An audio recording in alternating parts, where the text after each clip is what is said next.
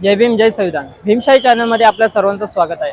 आज आपण आलो कल्याण डोंबिवली महानगरपालिका येथे इथल्या धरणं आंदोलनाचा आजचा 5वा दिवस आहे आणि या 5व्या दिवसामध्ये महिला अजूनही खूप मेहनतीने शासन आणि प्रशासनाकडे मागणी करत आहे। तर आता आपण महिलांकडून जाणून घेऊया नेमकं त्यांचं याबद्दल काय मत आहे। ताई, तुमचं नाव काय? मी शोभाताई इंगळे, बहुजन समाज पार्टीची माजी जिल्हाध्यक्ष आहे। ताई, आज धरणं आंदोलनाचा 5वा दिवस आहे, याबद्दल तुम्ही काय सांगणार की शासन आणि प्रशासनाला? आज धरणे आंदोलनाचा 5 दिवस आहेत, 5वा दिवस आहे।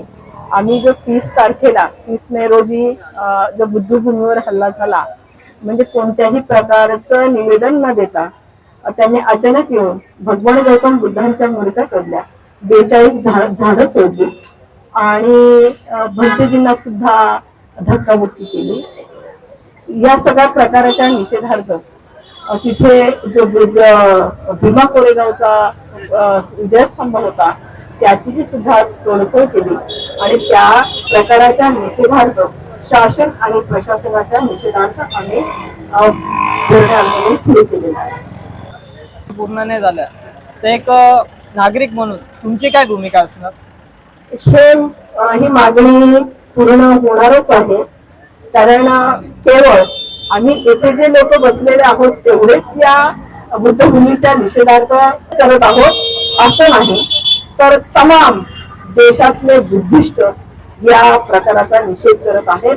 त्यामुळे सरकार कितीही गेंड्याच्या कातडीचं असेल तरी त्याला शेवटी शरम वाटेल आणि आमच्या मागण्या त्यांना पूर्ण कराव्याच लागतील आणि नाही केल्या जोपर्यंत होत नाही तोपर्यंत आम्ही सर्व भगिनी हा निषेध नोंदवण्याचं काम सतत आमचं काम चालूच राहणार आहे, जोपर्यंत आमच्या मागण्या पूर्ण होत नाही तोपर्यंत। प्रशासनाकडून तुम्हाला याबद्दल काय माहिती आली का किंवा काही संदेश आला का? तसं तर संदेश त्यांचे प्रशासकीय अधिकारी काही येतात, परंतु त्यांची भूमिका केवळ आमचे प्रश्न सोडवण्याची नाही, तर तुमचा आवाज बंद व्हावा म्हणून अगदी ठाकूर मात्र काहीतरी घेऊन आमच्यापर्यंत पोहोचतात। परंतु आम्ही तसे वैचारिक दृष्टीने प्रगल्भ आहोत, त्यामुळे आम्ही त्यांच्या भूलथापांना बळी पडत नाही। आम्हाला जो निर्णय आहे तो ठोस असावा, कारण आमची पहिली मागणी आहे की बुद्धभूमीचा 7/12 उतारा हा आमच्या बुद्धभूमी फाउंडेशनच्या नावावर झाला पाहिजे। आमची जी जागा रेल्वेमध्ये गेलेली आहे त्याचा जो फंड मिळालेला आहे तो फंड सुद्धा केडीएमसी कडे राखून ठेवलेला आहे, तोही आम्हाला वर्ग झाला पाहिजे आणि त्या जागेवर जी बुद्धभूमीची जागा आहे त्या जागेच्या मधून या जागेचे 2 भाग करण्याच्या उद्देशाने जो तिथे पूल बांधण्यात आलेला आहे तो पूल तेथून हलवून नदीलगत घेण्यात यावा, ही आमची मागणी आहे। आणि ही मागणी जोपर्यंत पूर्ण होत नाही तोपर्यंत हे आंदोलन अतिशय तीव्र गतीने चालू राहणार। कल्याण डोंबिवलीमध्ये जिथे आपण कल्याणमध्ये फ्लॅग्स लावलेले गेले, त्याच्यामध्ये असं आहे की महाबोधी विहार जे श्रीकांत शिंदे जे तयार करणार आहेत वालदुनीमध्ये, त्याचे असं आहे की त्याच्यावर असं लिहिलंय की मागण्या पूर्ण झाल्या, याबद्दल तुमचं काय मत आहे? अशा कोणत्याच मागण्या पूर्ण झालेल्या नाहीत।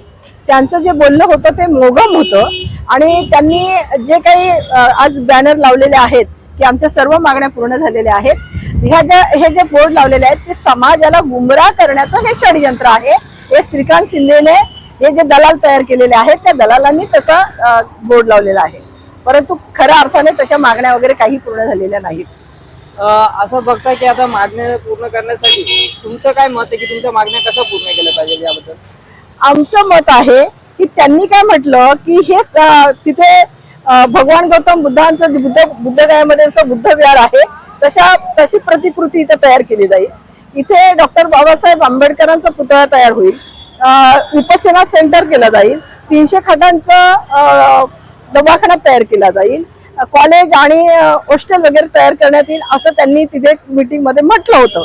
परंतु प्राधिकरण होणार आहे, प्राधिकरणाला आमचा स्पष्ट विरोध आहे, कारण प्राधिकरण झालं तर बुद्धगयामध्ये जशी परिस्थिती निर्माण झालेली आहे तशी ती बुद्धभूमी फाउंडेशनची परिस्थिती निर्माण होईल आणि आम्हाला प्राधिकरण होऊ द्यायचं नाही। त्यासाठी आमचं खऱ्या अर्थाने हे धरणे आंदोलन आहे आणि ते जे बोर्ड लावलेले आहेत ते केवळ समाजाची द्विधा परिस्थिती करण्यासाठी हे बोर्ड लावलेले आहेत. त्यामुळे समाज आता संभ्रमात आहे की नेमकं खरं काय, आणि ज्यांना ज्यांना ह्या गोष्टी संभ्रमात आहेत असे लोक या आंदोलनामध्ये भेट देऊन त्यांच्या संख्येचे निरसन करत आहेत. धन्यवाद ताई. सुनीता रावनगे.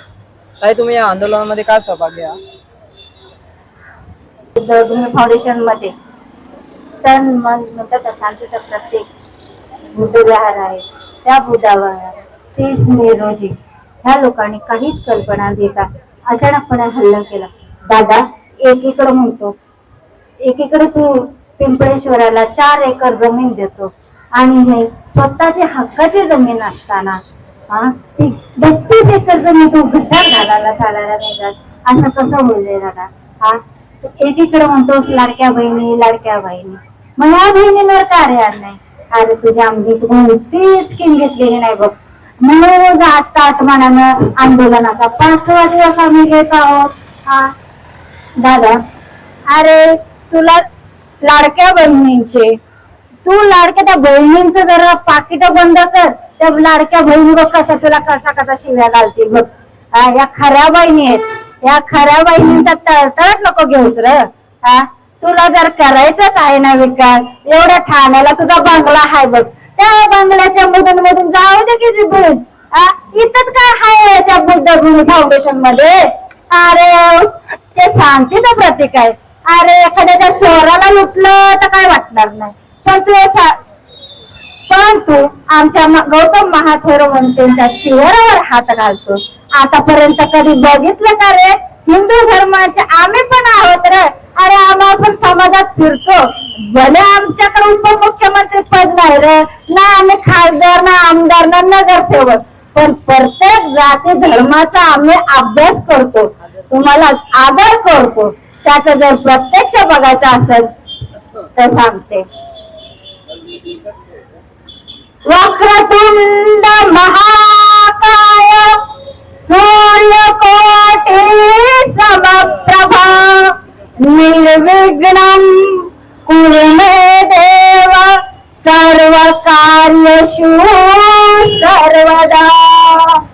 अरे आम्ही सर्व धर्माचा अभ्यास करतो आणि सर्व धर्म समभाव आहे आणि सर्व बांधव.